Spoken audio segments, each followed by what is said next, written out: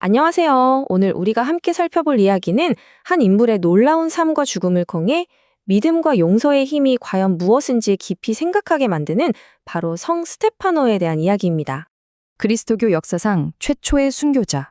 바로 이 한 문장이 그의 모든 것을 말해주죠.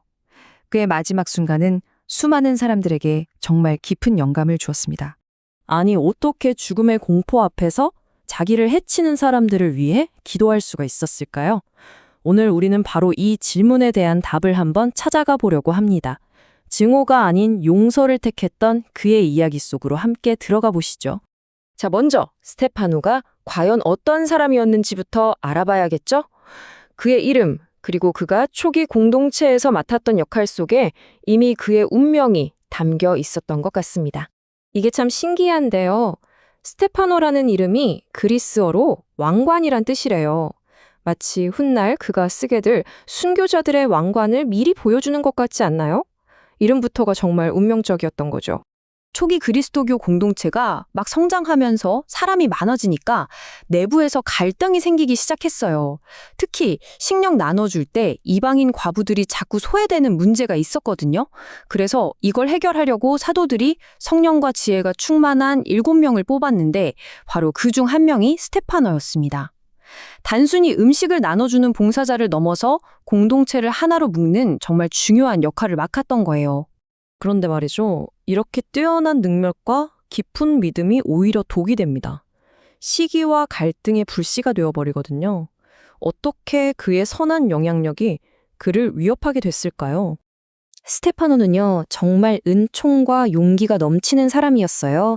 그래서 사람들 사이에서 놀라운 기적들을 많이 행했죠. 근데 그의 영향력이 커질수록 이걸 시기하는 사람들이 생겨나기 시작한 겁니다. 위협으로 느낀 거죠? 결국 그들은 스테파노를 무너뜨리려고 아주 체계적으로 공격을 시작합니다. 첫 번째는 논쟁이었어요. 말로 이겨보려고 한 거죠. 근데 하느님의 지혜로 가득 찬 스테파노를 당해낼 수가 없었습니다. 그러니까 두 번째 방법으로 넘어갑니다. 바로 거짓 증인을 내세워서 신성을 모독했다는 정말 끔찍한 누명을 씌운 거예요.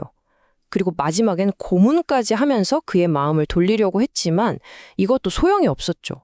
상황이 이렇게까지 심각한데도 스테파노는 조금도 흔들리지 않았어요. 기록을 보면요, 거짓 고발을 당하는 그 순간에도 그의 얼굴이 마치 천사의 얼굴 같았다고 해요. 그 내면이 얼마나 단단했는지 알 수 있는 대목이죠. 자, 이제 이야기의 클라이믹스입니다. 스테파노는 과연 어떻게 죽음을 맞이했을까요? 그의 마지막은 단순한 죽음이 아니었습니다. 바로 용서로 완성된 순교였죠. 분노한 군중은 스테파노를 성 밖으로 끌고 나가서 돌을 던지기 시작했어요. 율법에 따라서 거짓 증언을 했던 사람들이 제일 먼저 돌을 던졌고요. 그때 그들은 자기들 겉옷을 벗어서 사울이라는 한 젊은이의 발 앞에 뒀다고 합니다. 이 장면, 그리고 이 사울이라는 인물은 훗날 그리스도교 역사에서 정말 중요한 전환점이 되죠. 돌에 맞아 쓰러져 가면서 스테파노는 첫 번째 기도를 올립니다. 주 예수님, 제 영을 받아주십시오. 자신의 모든 것을 온전히 맡기는 믿음의 고백이었습니다. 그리고 그의 마지막 기도는 정말 우리 모두를 숙연하게 만듭니다. 자기를 향해 돌을 던지는 그 사람들을 보면서 주님, 이 죄를 저들에게 돌리지 마십시오 라고 기도한 거예요.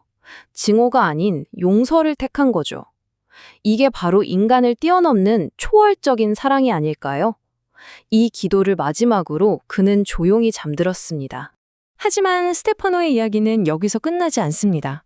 오히려 그의 죽음 이후에 그의 유산은 더욱 찬란하게 빛나기 시작하거든요. 그가 순교한 뒤에 스테파노의 이름으로 정말 수많은 기적이 일어났다고 해요. 기록을 보면요, 죽었던 사람이 6명이나 다시 살아나고 수많은 병자들이 치유됐다고 합니다. 심지어 제단에 있던 꽃에 닿기만 해도 시력을 회복하고 그의 믿음을 몰랐던 이교도마저 병이 낫고 개종하는 놀라운 일들이 벌어졌다고 하죠. 그리고 시간이 한참 흘러서 그의 죽음 후 거의 400년이 지났을 때였어요.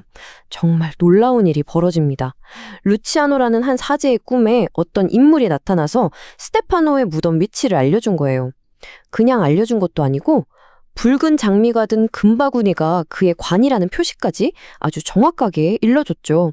그래서 진짜 그곳을 파봤더니 무덤을 여는 순간 땅이 흔들리고 향기로운 냄새가 퍼져나갔다고 해요. 그리고 그 향기만으로 그 자리에 있던 70여 명의 병자가 치유되는 기적이 일어났다고 전해집니다. 이렇게 기적적으로 발견된 그의 유해는요, 아주 큰 영광 속에서 예루살렘의 시온 성당으로 옮겨졌다가 훗날 로마로 옮겨져서 지금까지도 많은 사람들의 공경을 받고 있습니다. 스테파노의 이야기는 우리에게 아주 깊은 질문을 던집니다. 과연 한 사람의 용서가 어떻게 역사를 바꿀 수 있을까요? 생각해 보세요. 자신을 죽이는 사람들을 향한 그의 마지막 기도는 바로 그 자리에 있었던 젊은이 사울의 인생을 송두리째 바꿔놓았습니다. 그리고 그 사울은 훗날 사도 바오로가 되어서 그리스도교 역사의 흐름을 완전히 바꿔놓죠. 어쩌면 세상을 바꾸는 가장 위대한 힘은 복수나 증오가 아니라 바로 이 용서에서 시작되는 건지도 모르겠습니다.